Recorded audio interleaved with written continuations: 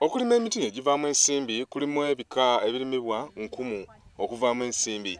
Emiti egy'enjawulo gisimbibwa mu nsigo nga bayita mu zinnassale bed okutema amatabi ne gisimbibwa ng'omukugu okuva mu kitongole kya Soil Log bw'annyonnyola. Cuttings which you have produced, you plant them in a mother garden. This is the mother garden.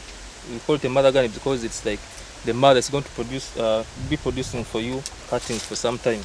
Ebika bya katutuusa eby'enjawulo bisimbibwa munda mu Uganda newankubadde ng'embeera y'obudde si nnungi. Wabula abakugu bagamba nti ensigo engatte zigumira nnyo embeera y'obudde n'okuvaamu amakungula amalungi. Here the mother plant was grandis and the camaldulensis. So this cross will be a superior product with faster growth, better, resistant to different conditions. Emiti gikula mangu ate nga givaamu amagoba mangi girimibwa wano. Gino gitemebwa mu myaka 5 gyokka. Naye twebuuza lwaki omuntu yandibadde assa ensimbi mu miti n'ensigo ennongooseemu. Because improved seed, we are looking at fast growing, high yielding trees. Ekitongole kya SPGS kiyamba okutendeka abantu okusimba n'okulima emiti. Ate bo aba Conserve for Future Sustainable and Development Association COFSIDA mu muluka gw'ebuvunya mu ggombolola y'e Najjembe mu disitulikiti y'e Buyukwe y'emu ku bitundu ebiganyuddwa mu nteekateeka eno. Bano basimba emiti gino era nga yiika 27 ze zisimbiddwa abantu mu gurupu. Emiti gino gituyambye.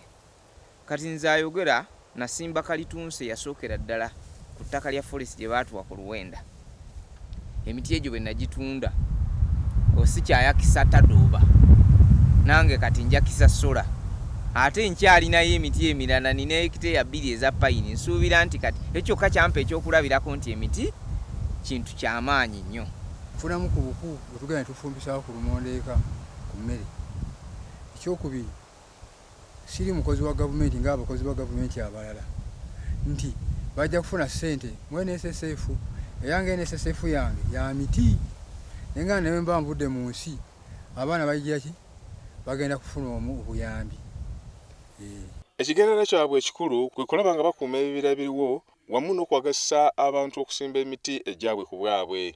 Singa gye bagituuse obulungi ekanya nalimba ine singa ntunda ku leesi ey'emitwalo 40 gy'emiti 4,000 ena ogasa nsi milioni 16 n'abafu bonna siba sementinga nali nemeddwa okusementinga n'ebirungi biba mu maaso kubanga emyaka gye ntuuseeko kulya pensoni oli gwe n'abagambi gwenja okujja miti kyeyansimbisa emiti bwe kityo. Bwe neetunuulira mu myaka gyange nga nsobola okusimba emiti ate oba muzeeyi wange ansingako tuni abazeeyi abasingawo basimba emiti. Naye nze mu myaka gyange ndabira ddala nga ntadde ekyobugagga kyange mu ttaka mu bbanga erijja mwenja okuba nti nganyulwamu. Ekyenyamiza eggwanga liri mu katyabaga olw'enkyukakyuka mu mbeera y'obudde olw'okutema emiti entakera. Stephen Mwiri, WBS TV.